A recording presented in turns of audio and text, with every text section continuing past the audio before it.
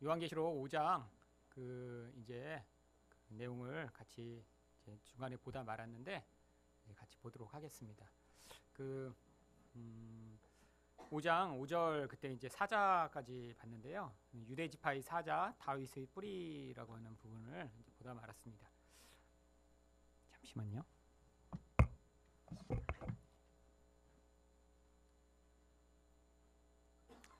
지난번에 말씀드린 대로 사자라고 하는 표현은 이제 메시아로서 통치하실 예수님의 모습을 보여주는 중요한 단어라고 했습니다. 그런데 이제 성경에는 이 사자의 이미지와 또 어린 양의 이미지를 같이 중첩해서 계속 사용하고 있어요. 근데 이제 그 중간에 들어있는 단어가 다윗의 뿌리라고 하는 단어입니다. 이 세 단어의 그 어떤 성경적 흐름이 이제 요한계시록에서 종합적으로 지금 설명되고 있는 거예요. 보시면 이제 보면 유다의 사자,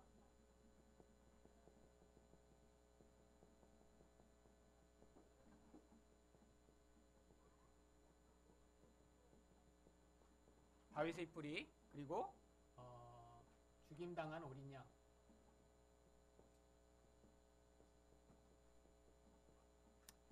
그 예수님의 그 세 가지 모습이 구약에서부터 이제 중첩적으로 계속해서 설명이 되고 있습니다.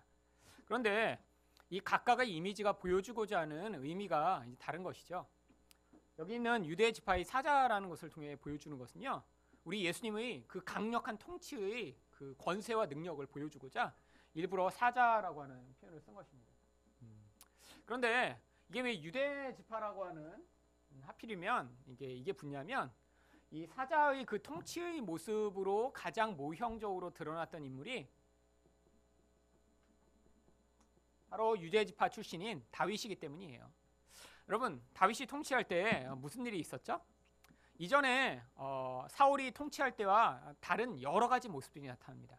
가장 첫 번째 나타난 변화 중에 하나는요, 이 다윗 때는 더 이상 이제 블레셋이 이 이스라엘을 공격하지 못했다라고 하는 사실이에요. 여러분, 사울 때는요, 이 블레셋이 끊임없이 이 이스라엘을 괴롭힙니다. 이 블레셋, 우리는 한국말로 블레셋이라고 부르지만 영어로는 팔레스타인이죠. 지금도 아직도 이스라엘이랑 계속 싸우고 있는 바로 그 사람들이에요. 얼마나 끈질긴 사람들인죠. 그런데 당시에는요, 이 이스라엘 민족이 이 블레셋과 싸워 이길 만한 능력이 없었습니다. 어디에서 가장 구체적으로 그 현장이 드러나냐면요, 바로 골리앗이라고 하는 그 사람이 나와서 이 사람들을 위협할 때 아무것도 하지 못한 채로 벌벌벌벌 떠는 이 모습 가운데 이 하나님 백성들이 이렇게 세상의 세력, 마귀적인 세력 앞에서 아무런 능력도 발휘할 수 없는 자로 벌벌 떠는 모습으로 나타나게 되는 것입니다. 그런데 그 상황에서 누가 나타나죠? 바로 다윗이 등장합니다. 그런데 이 다윗은 뭐에 불과했냐면 양치는 목동에 불과했어요. 군대 갈 나이도 안 돼서요, 형들이 군대에 가 있는 형들에게 심부름하기 위해 빵 몇 조각과 염소 고기를 들고 이제 형들을 잘 있나 보러 간 소년에 불과했는데, 하나님의 전쟁 가운데 이렇게 하나님의 백성들이 벌벌 떠는 것을 보며 골리앗과 대신해서 싸움을 합니다. 많은 사람들이 이제 이렇게 다윗의 모습을 보며 마치 거기다 자기 모습을 이렇게 투영하고 싶어하는 건 우리들이죠. 왜냐하면 우리 안에 이 메시아에 대한 열망이 내가 또 그렇게 메시아처럼 멋있어졌으면 좋겠다라고 하는데, 성경이 보여주는 그 의미는요, 앞으로 이렇게 말도 안 되는 싸움을 하실 예수 그리스도를 이 안에 투영해서 우리한테 보여주시고자 하는 거예요. 사실 세상 권세가 마귀가 직접 막 뿔 달린 모습으로 나타나서 하나님 백성들을 지배하고 세상을 지배하지 않고요, 늘 매개체를 가지고 세상을 지배합니다. 그 매개체가요, 이 예수님이 오실 당시에는 누구로 나타나냐면 로마 황제의 모습으로 나타났고요, 지금은 권력을 가진 자, 힘을 가진 자, 심지어는 뭐 북한에 있는 김정은, 아니면 권력을 가지고 자기 마음대로 살아가는 그런 무리들의 모습으로 계속해서 나타나죠. 세계는 이렇게 힘을 가진 자들이 세상을 주도하는 것 같습니다. 세상의 부도 다 이렇게 수백억 이상의 돈을 가진 소위 말하면 슈퍼 리치라고 하는 사람들이 좌지우지하는 세상 같고요, 나머지들은 다 거기 정말 기계 부품처럼 살아가는 것 같아요. 아니, 그런 상황에서 도대체 하나님이 세상을 통치하시냐고요? 그게 바로 다윗과 골리앗의 싸움에서 보여준 예수 그리스도가 세상의 왕과 싸운 모습으로 나타나는 거예요. 예수 그리스도가 세상에 오셨는데 그 세상의 왕과 싸우시기 위해 똑같은 힘을 갖지 않으셨어요.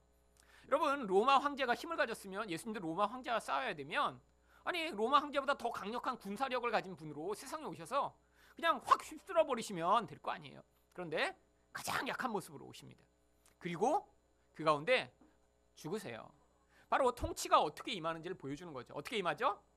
죽임당한 어린 양의 모습으로 통치가 임하는 거예요. 아니 가장 약하고 가장 부족한 모습 같은데 그때부터 무슨 일이 벌어지냐면요. 군사력으로도 불가능했던 사람의 마음이 변화돼서 예수 그리스도를 따르기로 죽기까지 충성하는 자들이 나타나기 시작했습니다. 여러분, 이건요 힘으로 불가능한 거예요. 여러분, 세상에 이렇게 강력한 힘을 가진 자들이 역사마다 계속 등장했습니다. 알렉산더, 여러분 30살에 세계를 제패했다고 하는 자죠. 그런데요, 그가 죽고 나니까요, 그를 따르는 무리가 어떻게 되죠? 그가 남긴 영토와 재산과 힘을 차지하려고 맹렬하게 그때부터 싸우기 시작해요. 아무도 알렉산더의 추종자가 돼서 그가 전파했던 사상과 삶을 따라 살려는 사람들이 아무도 없어요. 알렉산더는 그들의 욕망을 이루어주는 그런 도구에 불과한 거죠. 여러분, 마찬가지입니다. 그러니까 힘 있는 자들이 나와서요, 힘으로 사람들을 굴복시키고 마치 사자처럼 사람들을 지배하는 것 같은데요, 그 인간이 죽으면요 마치 허망하게 다 변해버리는 거예요. 여러분, 스탈린이요 자기 말을 사람들 안 듣는다고 죽인 사람, 스탈린의 피숙청으로 죽인 사람이 1000만 명이 공식적으로 없습니다. 그러면 사람들 데려다 그냥 죽여버린 거예요, 다. 그리고 나머지는 얼마나 많이 죽였는지 사실 저게 불가능해요. 여러분, 히틀러가 이 유대인들 600만 죽였다고 막 진짜 나쁜 놈 어떻게 저렇게 죽일 수가 있냐. 근데 여러분, 스탈린이 죽인 인원은 그거보다 거의 2배가 넘어요. 그런데 사람들은 스탈린에 대해서는 별로 얘기하지 않거든요. 왜냐하면 이 유대인들은 이렇게 자기들이 당한 핍박과 고통을 계속 알리고 그 사람들을 잡아내서 정말 죽이고 법정에 세우고 막 아직까지도 소송을 하고 있습니다. 그런데 얼마 전에도 정말 그러니까 바로 작년인가도 그 소송을 해서 이겨낸 사람이 있더라고요, 유대인 중에. 얼마나 지금 이 2차 세계대전이 끝난 지가 지금 70년이 지났는데도 지금 7, 80년 동안 그걸 붙잡아내 갖고 그 전범들을 법정에 세우는 거예요. 그런데 스탈린은 그렇지가 않았으니까 이렇게 많이 죽였는데도 멀쩡한 것 같죠. 근데 결과가 뭐죠? 지금 스탈린을 쫓아서 사는 사람들이 있나요? 그의 영향력대로 내가 스탈린을 위해 죽기까지 충성하겠습니다 하는 자들이 있나요? 그거는 공포 정치로 말미암아 당시에 잠깐 그에게 복종하는 것처럼 보이지만 내면의 근원은 변화되지 않았던 거예요. 그런데 예수님은 어떤 통치를 이루셨냐면요, 자기가 이렇게 힘없게 죽어버리신 것 같아요. 아니 이렇게 하늘의 왕이라며 오더니 아무 힘이 없이 그냥 매달려갖고 죽으셨어요. 그런데 그 중간중간에 예수님이 자기가 진짜 힘이 없는 게 아니라는 사실을 보여주시기 위해서 잠깐 자신을 보여주신 적은 있습니다. 언제 보여주셨죠? 여러분, 군대들이 자기를 잡으러 왔을 때 누구를 찾느냐? 그랬더니 예수를 찾는다 그러니까 예수님이 뭐라고 그러셨어요? 내니, 이렇게 얘기하시잖아요. 내니. 그러니까 무슨 일이 벌어지죠? 사람들이요 다 뒤로 가서 벌렁벌렁 다 자빠져 버렸습니다. 여러분, 이 내니라고 하는 단어가 원래 에고 에이미라고 하는 헬라어를 번역한 거예요. 그냥 나다, 아무것도 아닌 것 같죠? 근데 구약에 하나님이 자기 이름을 에고 에이미로 계시하신 적이 있어요. 이게 뭐죠? 나는 스스로 존재하는 자다. 거기서부터 나온 단어가 여호와입니다. 하나님이요, 하나님 이름 무엇입니까? 모세가 물어보니까 나는 스스로 존재한다. 거기서 바로 헬라어로 그걸 얘기하면요, 히브리어는 아흐예 에슈르 아흐예라고 번역되지만 이걸 헬라어로 바꾸면 똑같이 에고 에이미, 나는 존재한다, 이런 의미예요. I am, 이런 의미예요. 예수님한테 잡으러 온 그 자들을 향해서 예수님이 나다, I am 하고 얘기하시니까 사람들이 그 영광의 빛이 잠깐 드러났는데 이름만 얘기하셨거든요, 예수님이요. 그런데요, 그 군대들이 다 뒤로 가서 벌렁벌렁 자빠져요. 제가 예수님이었으면 나다 한 3번쯤 해갖고 완전히 다 못 일어나게 만든 다음에 갔을 때는 예수님은 한 번만 하시고 그냥 붙잡혀 가십니다. 왜죠? 예수님은요 자기 죽음으로 하나님의 통치를 확장하시는 분이시니까요. 그래서 예수님이 유대지파의 사자긴 한데 다윗과 같이 통치함으로 하나님의 백성을 이런 무시무시한 악의 세력로부터 구원해내시는 분이신데 우리에게 그 통치를 확장하는 방식으로는요 자기 죽음의 방식을 선택하신 거예요. 이건 하나님만이 하실 수 있습니다. 인간은 절대 이렇게 못해요. 자기가 힘이 있는데 그걸 다 포기하고 이렇게 붙잡혀 가서 죽는다고요? 불가능합니다. 아마 죽는 그 순간까지 반항할걸요? 여러분, 그래서 하나님의 통치가 이렇게 임하기 때문에 이게 나온 거예요. 그런데 왜 여기다가 다윗의 뿌리라는 얘기를 해놨냐면 이런 방식이 또 어떻게 성취될지를 모형으로 보여준 것입니다. 이것도 이제 비슷한 의미가 담겨 있어요. 여기도 이제 다윗이라는 단어가 담김으로 말미암아 예수님이 왕으로 오실 분이심을 보여주고 있는 거예요. 여러분, 그래서 예수님이 왕이심을 보여주기 위해 성경은 족보라고 하는 아주 중요한 도구들을 사용합니다. 여러분, 여러분들은 이제 성경에 족보가 나오면 그때부터 이제 막 졸음이 오시는데 성경에는 족보가 굉장히 중요해요. 마태복음 1장을 한번 보시죠. 여기 보세요. 아브라함과 다윗의 자손 예수 그리스도의 계보라. 이제 족보가 나옵니다. 근데 이게 이제 성경 번역하는 자들도요. 이게 번역을 하다가 사실 자기 마음대로 번역한 게 사실 되게 많아요. 원문을 보다 보면. 왜냐하면 이 성경의 그 의미가 무엇인지 잘 모르고 번역하다가 약간 이상하면 자기가 바꿔버리는 거예요. 그런데 그래도 한글 번역은 굉장히 잘 번역된 성경입니다. 근데 이제 이런 번역도요, 사실 이 원 의미를 알면 조금 바꿔야 되는 번역이에요. 여기 뭐냐면 원래 원문에는요, 아브라함과 다윗의 자손이라고 안 돼 있고 다윗과 아브라함의 자손 예수 그리스도의 계보라 이렇게 돼 있어요. 아니, 여러분이 번역자라도 아마 대부분 아브라함과 다윗이라고 바꿨을 거예요. 왜죠? 아브라함이 훨씬 더 오래 전의 사람이고 다윗은 그 다음 사람이잖아요. 그런데 여기 마태복음 1장에 이 족보를 써놓은 목적은요, 누가 더 오래됐는가를 보여주기 위한 게 아니에요. 예수님이 다윗의 자손으로 오신 왕이심을 보여주기 위해 이 족보를 일부러 써놓은 족보이기 때문에 다윗이라고 하는 단어를 일부러 마태가 먼저 써놓은 거예요.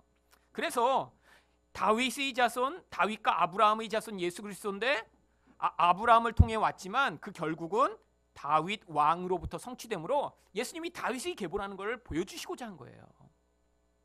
여러분, 그래서요, 여기에 이 다윗 왕의 계보로 오신 예수님이 그 다음에 어떤 일을 벌이시죠? 온 세상이 왕이시니까 2장에서 바로 동방박사들이 와서 왕이 어디 계시냐라고 그에게 경배하러 온 거예요. 그래서 마태복음을 무슨 복음이라고 부르냐면 왕의 복음이라고 부릅니다. 왕의 복음. 왜죠? 여기서부터 보여주고자 하는 게 왕의 이야기이기 때문이에요. 그래서 이 마태복음에는요, 예수님이 왕이심을 보여주기 위해 여러 가지 요소들을 등장시킵니다. 바로 왕이 선포하신 그 능력 있는 말씀이 5장부터 나오고요. 왕이 행하신 그 놀라운 기적의 권능과 능력을 바로 8장부터 보여주고요. 그래서 계속해서 왕이 누구냐? 바로 이분이 왕이시다라는 걸 우리에게 보여주고 계신 거예요. 그런데 세상 사람들이 기대하고 있던 왕의 능력과 통치와는 다른 모습을 자꾸 보여주세요. 왜죠? 그분은 영적으로 우리를 통치하시는 왕이시기 때문이에요. 그래서 이렇게 예수님을 가짜 왕으로 추종하던 자들은요, 예수님을 계속 추종하지 못하고요, 떨어져 나갑니다. 계속. 나중엔 진짜만 남게 돼요. 자, 그 다음 보죠. 그런데 여기 나와 있는 특별히 다윗의 뿌리라고 하는 이 뿌리라는 단어가 중요합니다. 이 뿌리라는 단어를 한번 찾아보죠. 자, 이사야 11장 1절에 나오는 표현이에요. 한번 같이 읽어보겠습니다. 시작. 이새의 줄기에서 한 싹이 나며 그 뿌리에서 한 가지가 나서 결실할 것이요. 여러분, 여기 있는 이 싹, 뿌리에서 난 한 가지, 굉장히 연약한 모습입니다. 사실 그림으로 그리면요, 원래 이 다윗이라고 하는 이새라고 하는 데서 이제 다윗이 나오거든요. 이새의 아들이 다윗인데 줄기가 있어요. 이렇게 줄기 하나가 있어요. 뭐 큰 줄기도 아니에요. 이새 누군지 잘 모르는 그런 사람인데 여기서부터 다윗이 시작됐는데 나중에 어떻게 돼요? 싹이 하나 나는 거예요. 싹이. 이파리 하나가 이렇게 난 거. 그리고 또 다른 표현으로는요, 뿌리가 있었어요. 이렇게 뿌리가. 그런데 여기서 또 가지가 하나 생기더니 어떻게 돼요? 나중에 열매를 맺어요. 여기서 열매 하나. 이거 아주 간단한 그림이잖아요. 이파리 하나 난 것, 뿌리 하나가 있었는데 거기서 싹이 돋더니 거기서 열매를 맺은 것. 근데 여기 있는 이 그 뿌리라고 하는 단어가 원래 이제 중요한 표현입니다. 이게 바로 넷제르라고 하는 히브리어를 번역한 거예요. 근데 이 단어를요, 성경이 신약에서 일부러 갖고 옵니다. 어디서 갖고 오는지 한번 보죠. 마태복음 2장 23절이에요. 자, 한번 읽어보겠습니다. 시작. 나사렛이란 동네에 가서 사니 이는 선지자로 하신 말씀에 나사렛 사람이라 칭하리라 하심을 이루려 함이러라. 여러분, 예수님을 나사렛 사람이라고 성경이 자주 부릅니다. 그런데 이 나사렛이라고 하는 단어가요, 바로 구약에서 아까 보였던 뿌리라고 하는 네제르라고 하는 단어에서 온 거예요. 일부러 예수님이 그 동네를 택하셔서 거기 가서 사신 거예요. 왜죠? 자기가 진짜 다윗의 뿌리임을 그 삶을 통해 보여주시기 위해 하나님이 역사에 나가신 거죠. 여러분, 근데 이 뿌리라고 하는 단어는요, 화려하고 멋진 것을 얘기하는 것이 아닙니다. 여러분, 나무 싹시 자라는 그 뿌리가 땅속에 묻혀 있는 걸 사람들은 사실 보지를 못해요. 그런데 어느 날 보면 거기서 싹시 자라고요, 열매가 맺습니다. 뿌리는요, 드러나지 않아요. 아주 감추어져 있습니다. 그런데 그 뿌리가 언젠가는 열매를 맺어 사람들에게 생명을 전하는 통로가 되는 거예요. 그처럼 하나님 나라가 이렇게 은밀하게 숨겨 있어요. 예수님이란 분이요, 이 땅에 하나님의 아들로 오셨는데 아무도 알아보지 못해요. 자기 민족들도 예수님을 알아보지 못하니까 멀리서부터 동방박사들이 와서야 겨우 그를 왕으로 경배합니다. 여러분, 사실 부모도 못 믿어요. 부모도. 그러니까 그 예수님이 나중에 12살 때 성전에 가서 내가 내 아버지 집에 있겠다 하니까 예수님 부모님이 놀라죠. 그런데 나중에 30살이 돼서야 이제 그렇게 감추었던 뿌리로부터 나타난 하나님 나라의 영향력이 무엇인가 이제 사람들에게 보여주기 시작한 거예요. 그래서 이 예수님이 앞으로 어떤 모습으로 나타나실 것인지 이사야 53장 2절에도 비슷한 표현으로 설명하고 있습니다. 이것도 같이 한번 읽어보겠습니다. 시작. 그는 주 앞에서 자라나기를 연한 순 같고 마른 땅에서 나온 뿌리 같아서 고운 모양도 없고 풍채도 없은즉 우리가 보기에 흠모할 만한 아름다운 것이 없도다. 물론 여러분, 아까도 설교 때 말씀드렸지만 이 예수님이란 분이 우리가 기대하는 그런 멋있고 영광스럽고 능력 있고 아름다운 모습으로 오시지 않은 이유는요, 하나님은요 그런 것에 별로 관심을 기울이시지 않기 때문이에요. 만약에 정말 이 땅에서 기대하는 대로 우리가 슈퍼스타로 어떤 사람을 기대하려면요, 모든 것을 갖춘 사람을 아마 상상하겠죠. 키도 커야죠, 그렇죠? 네. 얼굴도 잘생겨야죠. 그리고 요즘은요, 이 화면빨을 잘 받아야 되니까 얼굴이 잘생긴 것만으로도 안 되고요, 작아야 돼요, 얼굴이요. 네. 얼굴도 작아야 되고요. 그 다음에 여러분, 이 맨 얼굴로 나가면 안 됩니다. 사실 이게 화면이 이렇게 좋은 카메라로 찍으면 다 보이니까 여러분, 남자들도 다 화장을 하잖아요. 여러분, 근데 이게 자꾸 사람들이 그 안목을 만족시키기 위해서는요, 요즘 여러분 이제 텔레비전에 나온 남자애들도요, 이게 다 여성스럽게 얼굴을 다 깎았더라고요. 옛날에는 나오지 않던 그런 얼굴 유형들, 20년 전에는 순정 만화에만 나오던 그런 테리우스의 얼굴이 요즘 뭐 엑소 이런 그룹 얼굴 애들 보면 그 옛날에 보던 만화에 나오는 그런 얼굴 모형이 나와요. 어떻게 한 거예요? 깎은 거예요. 한국 사람 얼굴에서 안 나옵니다, 그 얼굴이요. 원래 이렇게 펑퍼짐하고 그런 게 정상이에요. 그냥 우리 같은 눈 작고 코 납작한 게 정상인데 가끔씩 이런 돌연변이 같은 애들이 한둘씩 나오기 시작하면서 남들은 비슷하게 만들기 위해 깎은 거예요. 여러분, 그렇게 막 무슨 그룹 나오면 다 그래도 구분이 잘 되세요? 여러분은 지금 너무 거기에 지금 몰입해 살고 계신 거예요. 나오면 구분이 안 돼야 정상이에요. 구분이 안 돼야. 소녀시대가 나왔는데 이름이 다 이렇게 구분이 되면서 얼굴이 다 이렇게 분별이 되고 원더걸스랑 이렇게 다 해놔도 다 내가 찾을 수 있다. 너무 텔레비 지금 많이 보고 계신 거예요. 성경을 이렇게 보고 성경 인물을 구분을 하셔야죠. 성경에는 그냥 여호수아 뭐 이런 거 잘 구분 못 하시면서 그냥 거기 나온 사람들은 다 구분한다. 이거 문제가 많습니다. 여러분, 왜 구분이 어렵죠? 너무 비슷하게 다 깎아놔서 구분이 어려워요. 여러분, 근데 예수님은요, 그런 거 하나도 중요하게 여기시지 않는다는 거예요. 사람들이 중요하게 여기는 그거보다 하나님 나라의 그 영광의 모습이 중요하기 때문에 이 땅에서 마치 사람들이 중요하게 여기는 것 하나도 갖지 못해서 사람들이 볼 땐 흠모할 만한 게 없는 거예요. 뭐가 좋은 게 있어야 흠모할 만하죠. 예수님 똑똑하시지도 않게 보여요. 잘생기지도 않아요. 부잣집에서 태어나지도 않았어요. 여러분, 이런 남자랑 여러분 딸이 있으면 결혼시키시겠어요? 날품파리로 살고 있고 키도 별로 안 크고 얼굴은 못생겼고 배운 것도 없어요. 무학이야? 예수님 무학이에요, 사실은. 물론 그 당시에 무학이라도 당신은 이제 동네에서 토라 교육을 시켰기 때문에 기본적인 글은 배우고 이제 했습니다. 이제 지금 의무 교육을 받은 정도죠. 그러니까 예를 들면 지금 오셨으면 고등학교 졸업하신 다음에 계약직으로 어디서 아르바이트 하고 있는 그런 종류의 청년. 근데 여러분 딸이 나 이 청년이랑 결혼할래. 이 청년이 메시아 같아라고 하면 여러분 그래.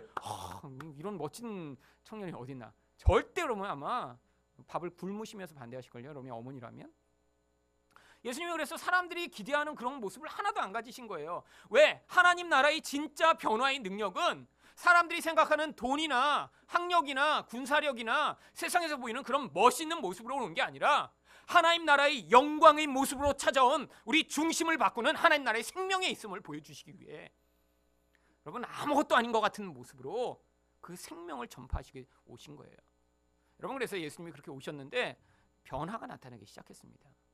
여러분 나폴레옹이 죽을 때 예수님은 굉장히 부러워했다고 그래요. 왜냐하면 자기는 유럽을 정복하기 위해 젊은이들이 피를 엄청나게 많이 흘렸거든요. 여러분 당시에 그래서요 프랑스에는요 20살부터 30살 되는 청년들이요 원래 여자 비율보다 너무너무 없어서 여자들이 결혼을 하지 잘 못했대요. 다 나가서 전쟁에 데리고 가서 죽여서요. 소련을 그 당시에 있던 이제 러시아 공화국이죠. 러시아를 공격하기 위해 그 추위를 무릅쓰고 100만 명의 프랑스 젊은이들 데리고 갔는데 가서 다 얼어 죽어갖고요. 나중에 돌아올 때는 10만 명도 안 되는 사람을 데리고 왔어요. 다 그냥 얼어 죽어버린 거예요. 그 추위에 영하 40도 50도 되는 데를 프랑스 청년들을 데리고 갔더니.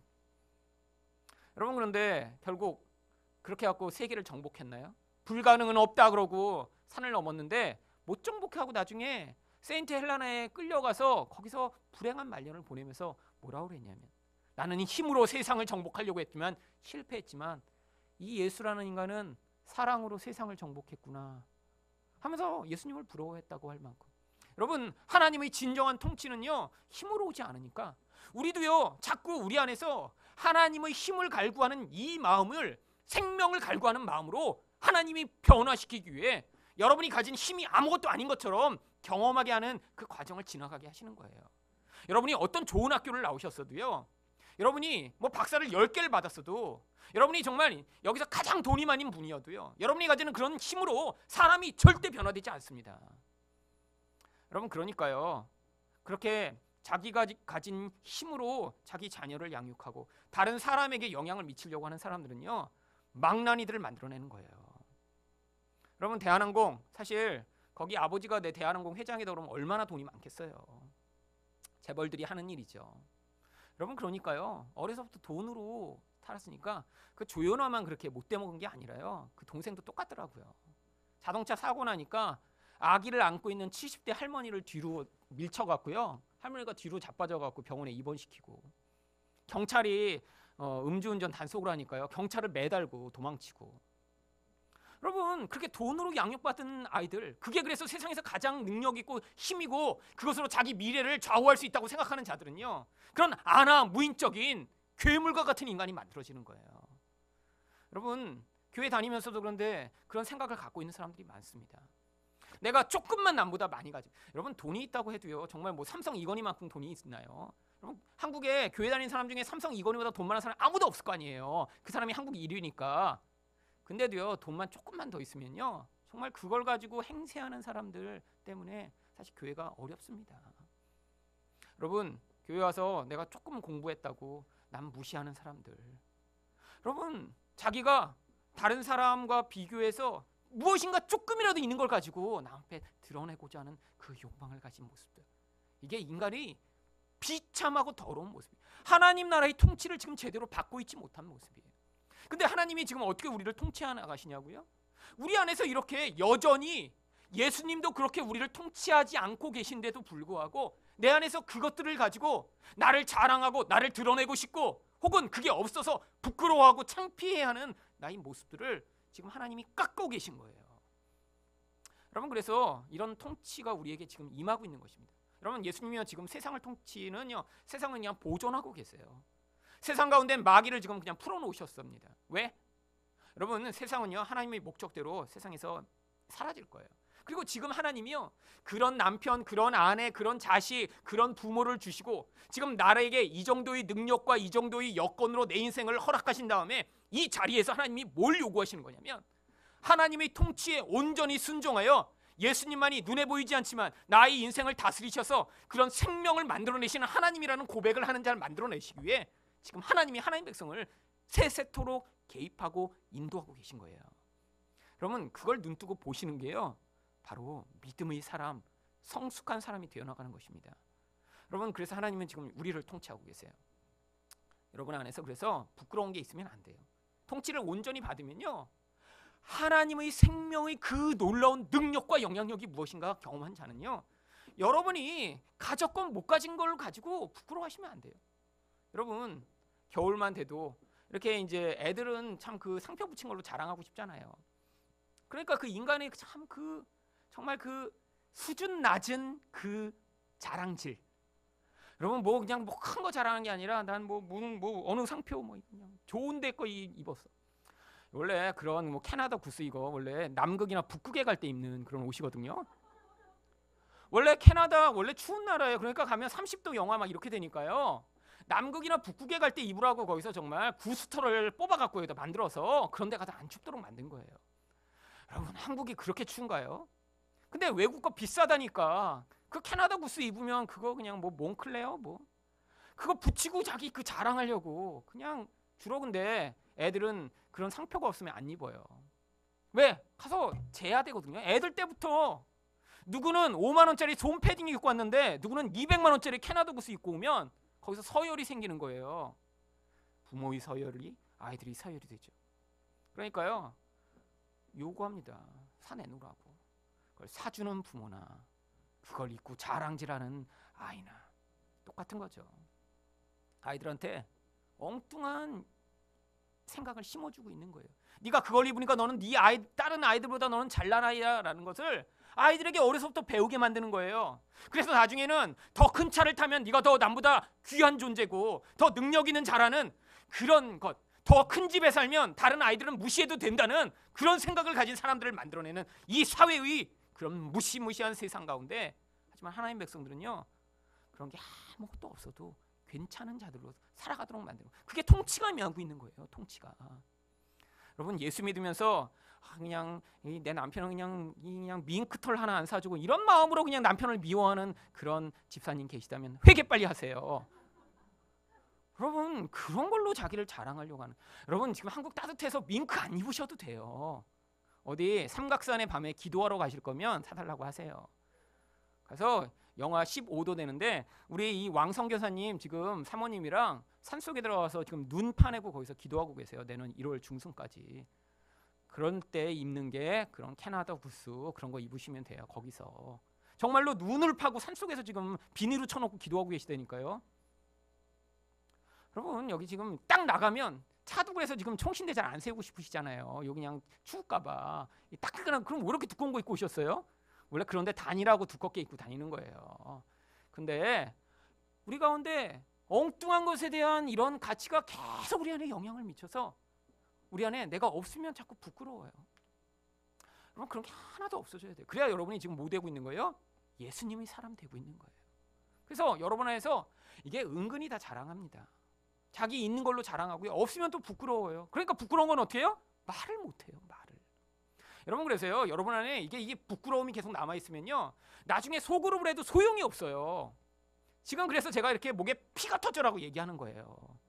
여러분 안에서 이렇게 사람들을 모아놨는데 자기 부끄러운 건 다 감추고 얘기 안 하고, 그게 문제인데, 그게 지금 집에서 40년째 지금 문제가 있는 아들이 있어요. 근데 그거 감춰놔요. 그러면 나중에 자기 부끄러움이, 그러니까 딴 멀쩡한 얘기만 하는 거예요. 그러니까 자꾸 자랑만 해야 되죠. 나는 여기서 이렇게 이런 일을 했고, 그리고 과거 자랑, 난 옛날에 여기에도 가봤고, 우리 집에는 옛날에 금송아지 있었다, 뭐 이런 이제 얘기까지 막 점점 부풀려 갖고. 여러분, 아니에요. 여러분, 그런 거 다 내려놓는 그런, 정말 우리가 하나님의 은혜로만 덮인 존재들이 자꾸 모여진 존재가 돼야 우리 안에서, 여러분, 우리 다 참 약한 존재잖아요.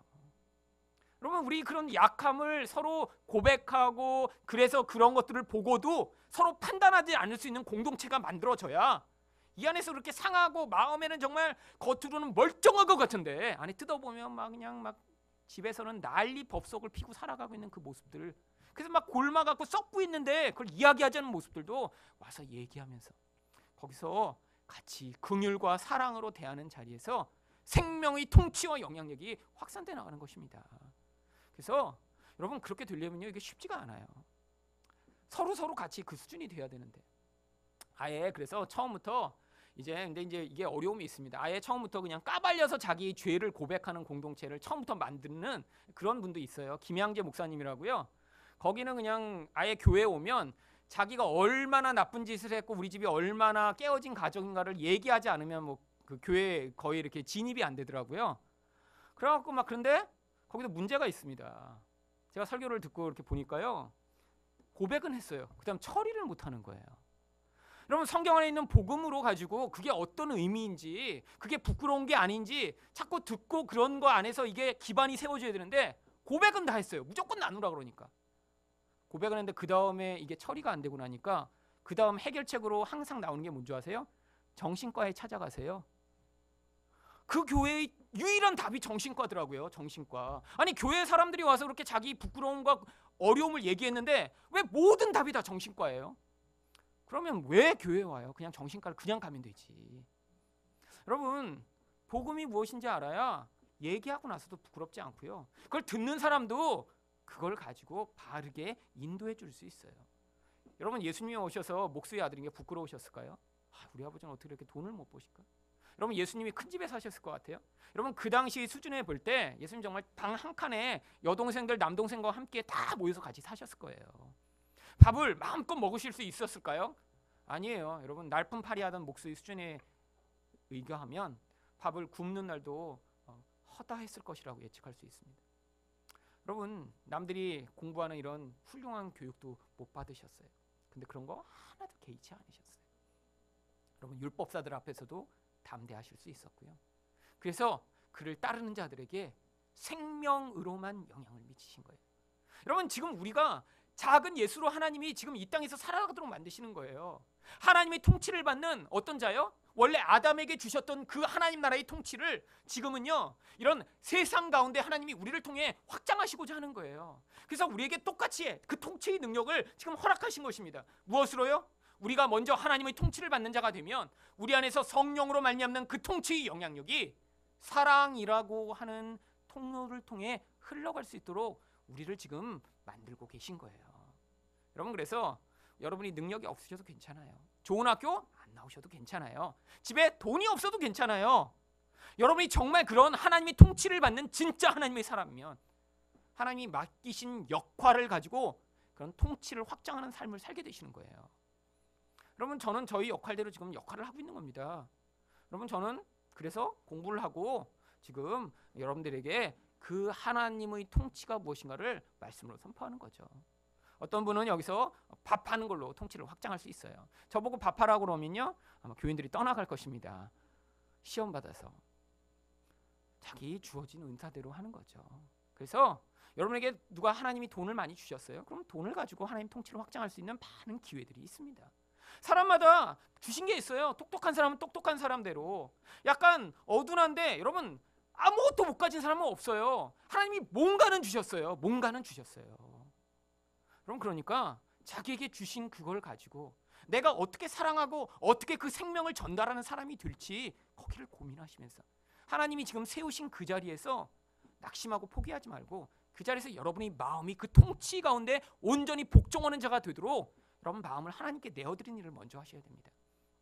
여러분, 하나님의 생명은요, 여러분이 하나님의 통치에 먼저 순종할 때 그 생명이 흘러가요. 내가 하나님의 통치에 순종하냐 안 순종하느냐는 뭘로 증명되는 줄 아세요? 지금의 여러분에게 주어진 삶에서 여러분이 그 삶을 내가 순종함으로 받아들이냐 안 받았느냐로 나타나는 거예요. 여러분, 하나님이요, 우리 삶을 지금 개입하고 계십니다. 여러분, 하나님이 여러분을 그냥 모르시고 이렇게 놔둔 채로 아유, 우리 아무개 집사 어디 갔지? 그래도 한 30년 후에 잘 살았어 그동안? 여러분, 우리 하나님 그렇지 않으세요. 성령으로 우리에게 지금 와 계시다면서요. 그러면요, 우리 하나님이 다 알고 계신 거예요. 여러분, 여기 지금 남들이 볼 때 여러 가지 어려움과 문제를 가진 분들이 다 있습니다. 근데 하나님이 그걸 알고 계신데 지금 뭘 하고 계시냐면요, 그런 상황과 그런 사람 속에다 여러분의 인생을 집어넣으신 다음에 네가 지금 그 통치에 순종하고 있는가를 우리에게 자꾸 물어보고 계신 거예요. 그런데 통치에 순종 못하면 여러분이 어떤 반응을 하겠어요? 여러분, 여러분 자신이 변화되기를 원하지 않고요, 환경과 주변 사람이 바뀌기를 자꾸 원합니다. 그러니까 어떡할까요? 하나님, 환경을 바꿔주세요. 또 이놈의 사람 하나님 빨리 없애주세요. 아니면 저 사람을 바꿔주세요. 여러분, 근데 여태까지 그렇게 기도해 오셨으면 잘 그런 변화가 안 나타납니다. 왜요? 하나님이 여러분 바꾸려고 여러분을 거기다 넣으셨는데 여러분이 안 바뀌니까 그 주변 사람과 환경을 바꿔버리시면요, 여러분은 안 변화된 채로 하나님이 통치를 여러분에게 순종하지 않은 채로 그 모습으로 지금 쭉 갈 거 아니에요. 다른 말로 얘기하면 성화되지 않는다는 증거거든요, 그게. 그래서 지금 여러분을 그 자리에 지금 세우고 계신 거예요. 그러면서 지금 계속 여러분 안에서 정말로 예수님만 자랑하는 자가 되어가고 있는지 아닌지를 확인하고 계신 것입니다. 그래서 여러분 교회 오실 때마다 여러분 이게 일주일에 한 번 오니까 이제 여기 와서 이렇게 듣고 나면 그래, 난 예수님만 자랑해야지. 그리고 문 열고 나가면 어머 이번 주에 나 부츠 새로 샀어. 어머 이거 봐봐. 어머 예쁘네. 이런 얘기 듣고 싶어서 이제 와서 이제 하는 그 마음이 또 튀어나와요. 그러면 또 그때마다 어머 얘기를 하세요. 그럼 그걸 또 꼭 참으면요, 그러면 이제 당나귀 귀처럼 되는 거예요. 이제 막 어디 가서 그냥 막 인터넷에라도 올리고 싶어서 막. 여러분 왜 요즘 SNS가 그렇게 난립니까? 자랑질하고 싶어서 그런 거 아니에요. 내가 뭐 이거 뭐 샀다, 뭐 내가 여기 가서 맛있는 거 먹었다. 아니 먹었으면 거기 가서 먹어. 왜 가서 이렇게 맛있는 거 먹고 찍어서 자꾸 올려요? 가끔 보는 사람 먹고 싶게. 여러분 자랑을 하지 않으면 못 사는 이 세상. 여러분 자랑할 게 그거밖에 없어서 그래요. 얼마나 자랑할 게 없으면 어디 가서 맛있는 거 먹었다고 찍어서 올리고, 그리고 그거 따라서 그래 나도 맛있는 거 먹고 싶다. 여러분 예수를 자랑해야죠, 예수를. 그래갖고 주변에 만나면 예수 이야기가 여러분에게 자연스럽게 나와야죠. 그런데 여러분 예수님 이야기가 안 나오면 이게 문제가 있는 거예요. 여러분 주변에 있는 사람이 몇 년 지난 다음에 어머 교회 다니셨어요? 이런 얘기가 나오면 여러분 이거 심각한 겁니다. 금방 알아채야 돼, 금방. 어머 교회 다니시는 분 아니세요? 이렇게 나와야죠, 이렇게. 5년 지나서 어머 교회 다니셨어요? 뭐 이런, 여러분 지금 이런 굉장히 문제가 많은 거예요. 여러분 다른 삶이 나와야죠. 뭐가 달라요? 여기다가 막 어느 교회, 하늘사랑교회 이렇게 이름표 하나씩 나눠드릴까요? 그런 걸로 드러나는 게 아니에요. 여러분 사람들이 볼 때, 저희 아버지도 그러셨지만, 여러분 저희 아버지 사업하시면서 주로 누구한테 사기를 당하셨냐면 예수 믿는 장로랑 집사님들한테 사기를 당하셔서 결국에는 망하셨습니다. 예수 믿는다고 하니까 믿었다가 그 예수 믿는다는 사람들이 사기를 쳐먹은 거예요, 다. 여러분 세상 사람들이 예수 믿는 사람 어떻게 생각하고 있을까요? 예수 믿는 사람은 용서하고 사랑하고 남을 잘 베풀고 문제가 있어도 다 넘어가는 사람이라고 생각할까요? 여러분 세상 사람들이 주로 평가하는 건요, 세상 사람들은 문제가 있어도요, 원한이 있어도요, 그럼 술 마시고 풀어요. 예수 믿는 사람들은요 술 안 마시고 안 풀어요. 그럼 술이라도 마실까요? 여러분 원한이 있고 미움이 있으면 세상 사람도 그렇게 술 마시고 그냥 거기서 그냥 자기 막 욕하고 싶은 거 한번 해대고. 참 이 술이 영향력이 있어요. 막 그냥 부장 막 너 뭐야 막 거기서 얘기하고, 막 부장도 그래 하고 거기서 한 다음에 그 다음 날 둘 다 기억이 싹 지워져서 나타나서 서로 뭔가 어제 있었던 것 같은데 감정은 풀렸어.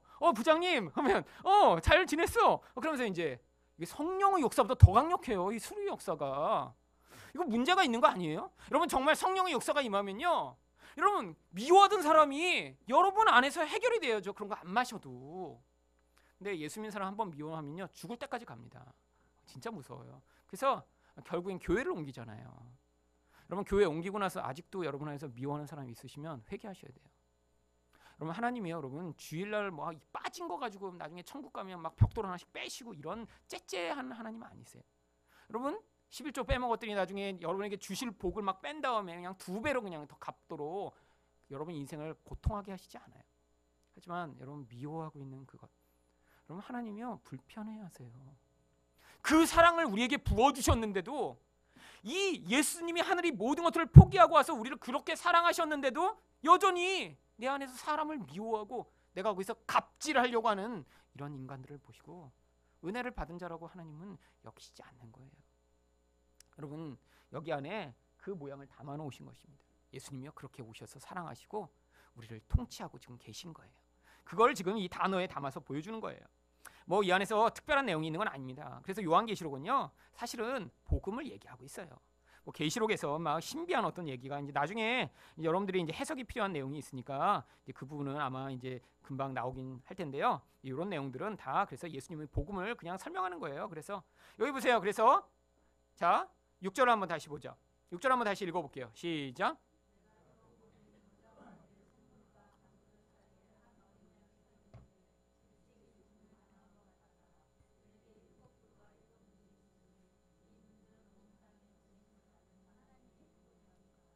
네, 그래서 여기 7뿔과 7눈이 있다고 그랬는데요.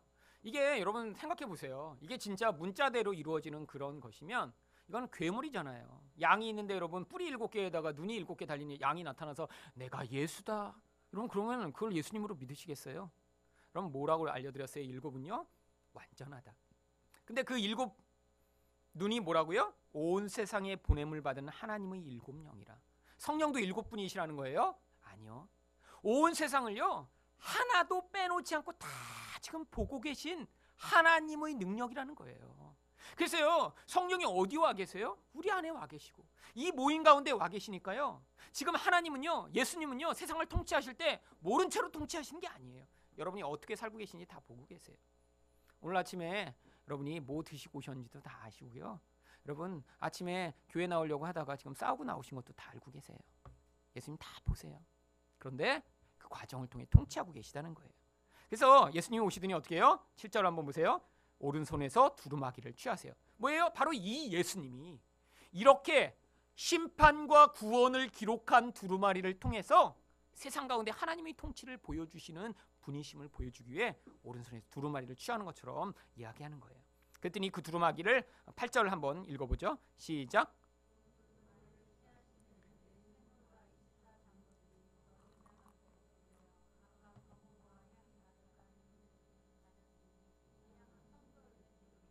네, 하늘에 검은고와 향이 가득한 금대접이 있는데 이 향이 성도의 기도예요. 이 내용은 이제 뒤에 이제 심판 내용을 할 때 아주 자세하게 이 하늘에 있는 향과 그 기도에 대해 이제 볼 거고요. 자, 9절을 한번 또 읽어보죠. 9절부터 10절까지 9절 10절 두 절만 한번 읽어볼게요. 시작. 그들이 새 노래를 불러 이르되 두루마리를 가지시고 그 인봉을 떼기에 합당하시도다. 일찍이 죽임을 당하사 각 족속과 방언과 백성과 나라 가운데에서 사람들을 피로 사서 하나님께 드리시고 그들로 우리 하나님 앞에서 나라와 제사장을 삼으셨으니 그들이 땅에서 왕 노릇 하리로다 하더라. 여러분 하나님이 이렇게 온 세상에 죽임을 당하시고 각 족속과 백성과 방언과 나라, 여기도 4번이 반복되죠? 왜? 사실 똑같은 표현이잖아요. 족속, 방언, 백성, 나라. 왜 4번을 쓴다고 말씀드렸어요? 사방이 모든 곳에 하나님 백성이 있음을 보여주기 위한 거예요. 근데 이렇게 하나님께 피로 사서 하나님께 드렸는데 결과가 뭐예요? 10절이에요. 나라와 제사장을 삼아 왕노릇하게 하도록 하시기 위해서 그렇게 하신 거예요. 왕노릇을 어떻게 한다고요? 예수님처럼 왕노릇을 하는 거예요. 사랑으로, 내가 희생함으로. 세상은요 자기가 가진 물질과 시간을 자기를 위해서만 쓰는 것이 세상의 원리예요. 자기에게 인기가 가져오고 명예가 드러나고 자기 힘을 확장할 때만 다른 사람을 위해 돈을 쓰죠. 그런데 어떻게 해요? 하나님의 백성은요 그렇지 않다는 거예요. 여러분 자기에게 주어진 모든 것을 다 흘려보내는 자리까지 하나님이 하나님 백성을 그런 왕노릇을 하는 자리에 세워나가시는 거죠. 여러분 그렇게 해서 우리 인생 가운데 하나님이 통치가 임하는 것이고요. 그렇게 우리가 사랑하는 거예요. 그렇게 우리 것을 가지고 우리 시간을 가지고 이 교회도 마찬가지예요. 제가 그래서 이 교회가 그런 왕노릇을 할 수 있는 그런 통로로 저희가 이 교회를 만들어 가고자 처음부터 자꾸 그런 시스템을 지금 도입하기 시작한 거죠. 나중에는 하기 힘듭니다. 제가 옛날에 있던 교회를 보니까요. 이제 교회가 처음에 어떻게 시작을 했는지가 되게 중요하더라고요. 한번 이렇게 시작을 해서 틀이 형성되고 나면요. 나중에 그거에 합당한 재정 집행이 항상 있어야 돼요. 왜? 30년째 성가대가 뭐 하느라고 회식비를 항상 썼고, 성가대가 항상 2년에 한 번씩 뭐 가운을 맞췄고, 성가대가 항상 뭐 찬양곡을 위해 썼으면 그럼 찬양대가 하나 존재하기 위해서는요. 지휘자, 반주자와 그 모든 것들을 위해서 돈이 수천만 원씩 들어가는 거예요. 근데 갑자기 그걸 없앤다고 생각하면 어떻게 돼요? 안 되잖아요. 성가대에 계속 그렇게 섰으니까. 그러니까 기존 교회는요. 한번 그렇게 시작한 그런 돈의 흐름을 끊을 수가 없고 바꿀 수가 없어요. 그러니까요. 돈이 많이 들어오는 것 같아도 계속 그런 용도로 계속 나갑니다. 사실 저희 교회는요. 그러니까 지금 뭐 개척교회니까 성가대도 없고 앞으로도 성가대 안 만들려고 그래요. 보니까 뭐 여기 뭐 성가대 오셔서 이제 처음 노래 배울 만한 분들도 이제 한국에 그게 많이 영향을 미쳤고요. 저도 어려서 성가대에서 노래를 배웠어요. 근데 지금은 이제 노래방 가서 더 많이 잘 배우시는 것 같아요. 꼭 성대가가 없어도 돼요. 여러분 이 성가대가 굉장히 한국에 많은 영향력을 미쳤는데요. 사실 음대 가면요 예수 믿는 사람들이 굉장히 많습니다. 사실 음대 가기 전에 성가대에서 교회에서 앞에서 피아노 치고 이런 사람들이 이제 음대 간 거죠 많이. 왜? 기회가 많았으니까요. 옛날에는 음악도 제대로 접하지 못하고 수준 높은 문화도 들어오지 않았던 그때에 교회가 최고의 문화 수준을 가지고 있었습니다. 그래서 교회에 와서 사람들이요 그런 문화적 충족감을 경험하던 때도 있었어요. 교회에서 어린이 성경학교를 하면요 밖에서는 경험하지 못한 그런 레크레이션을 하니까 아이들이 왔고요. 교회에서 주는 간식 밖에서는 못 먹는 건데 사실 저도 어려서 주일 오후 예배 가기 싫었는데도 꼭 갔던 이유가 가면 꼭 여름에는 쭈쭈바를 줬거든요. 집에서는 엄마가 안 사주시는 쭈쭈바 교회 가면 주시니까 그거 먹으려고 갔던 그 시절이 있었는데 여러분 지금 애들은 너무 잘 먹잖아요. 여러분 수준이 바뀌었어요. 교회가 문화가 오히려 안 바뀌고 세상 문화가 너무 발전했습니다. 그러니까요 지금 성가대 없어도요 괜찮아요.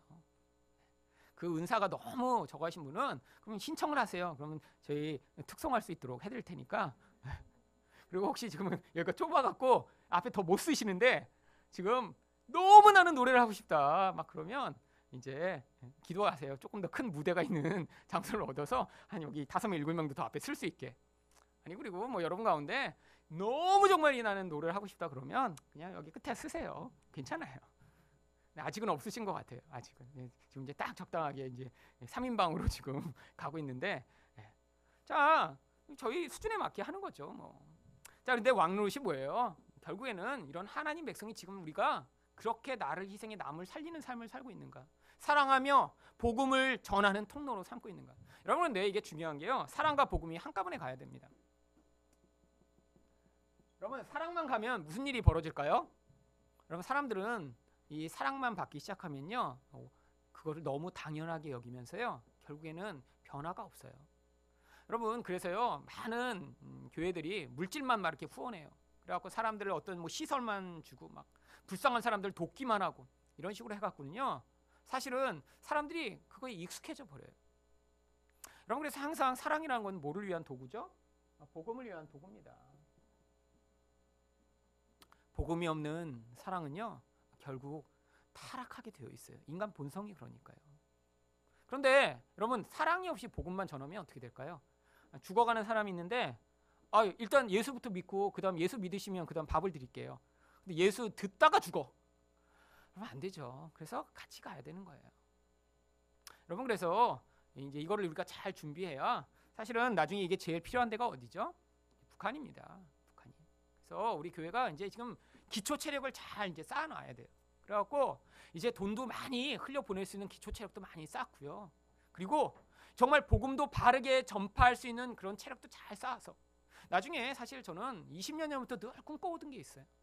물론 지금 한국에도 아직 복음이 필요한 곳이 있습니다.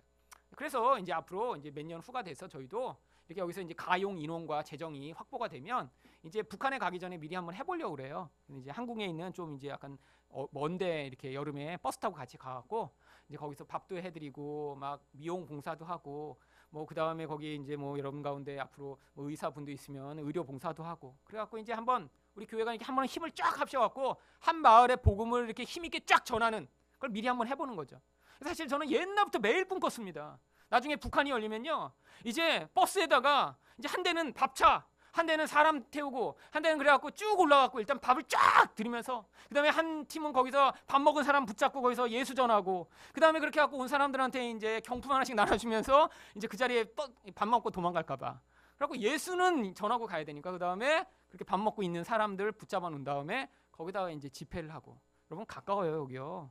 여러분 이 자유로 타고 쭉 가다 보면요 거기 금방입니다. 금방. 그게 한 2시간이면 이제 개성까지 갈걸요? 그러면요 주말에 한번 갔다 올 수 있는 거예요. 그래갖고요 주말에 여러분 놀토 집에서 쉬시니까 아주 좋으세요? 그때 한 번씩 이렇게 갔다 오는 그런 시스템이 돼서 여러분 그래갖고요 그렇게 한 번씩만 갔다 오는 게 아니라 이제 그렇게 갔다 오다 보니까 그 불쌍한 사람들 보고 난 정말 이 사람들 위해 내 인생을 바쳐야겠다. 그런 사람들이 나타나면 거기 선생님도 가고 여기서는 돈 많이 벌 수 있는 의사지만 거기 가서 병원도 개업하고 그래서 거기서 사람들을 살리는 사람들이 나타나게 되는 그런 네트워크의 중심지로서 이 교회가 세워지길 저는 사실 20년 전부터 기도하고 있었어요. 사실 근데 이 개척교회 갖고 언제 할까 이런 생각으로 사실 개척 안 하려고 했는데 어떻게 개척을 하게 됐어요. 아마 통일이 훨씬 뒤에 이루어지려나 봐요. 저희 교회가 이제 그런 일을 할 수 있을 만큼 커졌을 때 되겠죠. 하지만 지금부터 이제 연습하는 겁니다. 연습. 그래서 돈도 지금 뭐 여명학교 저희가 이렇게 후원한다고 당장 무슨 변화가 나타날까요? 그렇죠? 근데 그냥 밑 빠진 독에 물 붓기식으로 쏟아붓는 거예요. 그래서 그렇게 사랑하는 것 연습하고, 여러분도 섬기는 것 연습하고, 흘려보내는 것 연습하고, 기도하는 것 연습하고, 지금 연습 잘 해놨다가 진짜 하나님이 기회를 주실 때 이렇게 하나님 나라의 통치가 필요한 사람들에게 가서 왕 노릇을 해주는 그 일, 그럼 그게 바로 우리를 왕으로 삼으신 목적이에요. 그럼 지금 준비하셔야 되죠. 그래서 여러분 지금 있는 자리에서 준비하시는 거예요. 여러분 멀리서 준비하시지 말고요, 가까운 사람한테 왕 노릇 연습하세요. 여러분 여기 계신 아내분들은 남편 왕 되게 만드시면 돼요. 자꾸 남편 바가지 긁지 좀 마세요. 그래갖고 여러분 세상 힘들잖아요. 그래서 왕 노릇 밖에서 해보는 게 아니라 집에서 왕 노릇 하는 거예요. 그래서 남편을 자꾸 왕으로 만들어줘야죠. 섬기고 희생하고 맨날 바가지 긁으면서 그냥 남편 집에 오기 싫게 만들지 말고요. 우리 남편분들도 윽박지르지 말고 집에서 아내가 하자는 대로 그렇게 사시면 돼요. 그리고 우리 자녀들은 부모한테 순종하고, 그리고 우리 부모는 자녀를 사랑하고, 집에서부터, 그리고 가끔씩 교회 와서는 서로 그래서 여기서 사랑을 흘려보내고 섬기고 그런 것을 연습하시다가 이제 진짜 세상을 향해 하나님이 왕노릇 하실 기회를 주실 때 여기서 잘 준비한 사람들이 그 사랑을 흘려보내는 자리에 서게 되는 거예요. 그래서 여러분 이 요한계시록은요, 앞으로 벌어질 일이 아니라 지금 하나님의 백성들을 향한 하나님의 계획과 목적을 써놓은 책이라는 거예요. 그래서 복음 이야기가 써 있는 거예요. 자, 이렇게 해서 이런 노릇을 하게 하셨기 때문에 어떤 결과가 벌어져요?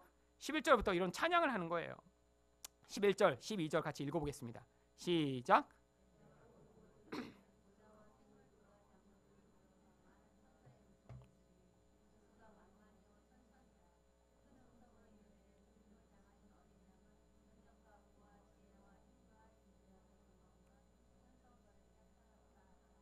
여러분 왜 이런 찬양이 벌어지나요?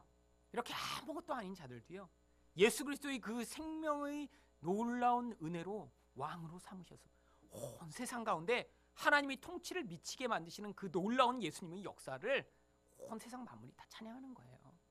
여러분 그러니까요, 우리가 그런 왕 노릇을 할 때 이런 하늘에서 이 찬양도 높아지게 되어 있습니다. 13절 14절 여기도 이 찬양이 계속되죠. 그래서 위에는 보좌와 생물과 장로들과 천사들이 그랬는데, 여기서는 하늘 위, 땅 아래, 바다 위, 그리고 모든 피조물까지도 다 하나님과 예수님을 찬양합니다. 13절 14절 같이 읽어볼게요. 시작.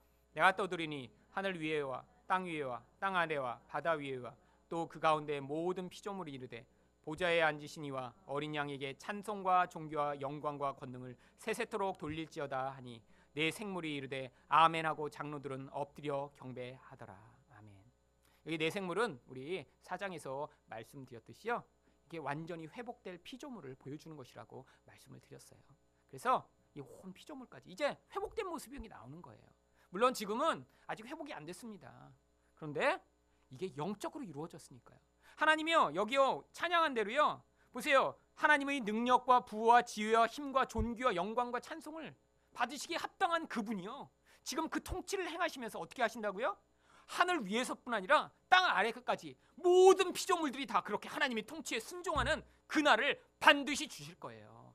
그 도구가 바로 우리들이고요, 세상 가운데 그런 일들이 반드시 벌어질 일을 우리가 눈으로 목도하게 되는 날이 언젠가 오게 될 것입니다. 근데 오기 전에 뭘 해야 돼요? 이 땅에서 왕노릇하는 자들로 우리가 살아야 돼요. 왜? 우리가 은혜를 받은 자들이고 지금 하나님의 통치를 경험하는 자들이기 때문입니다.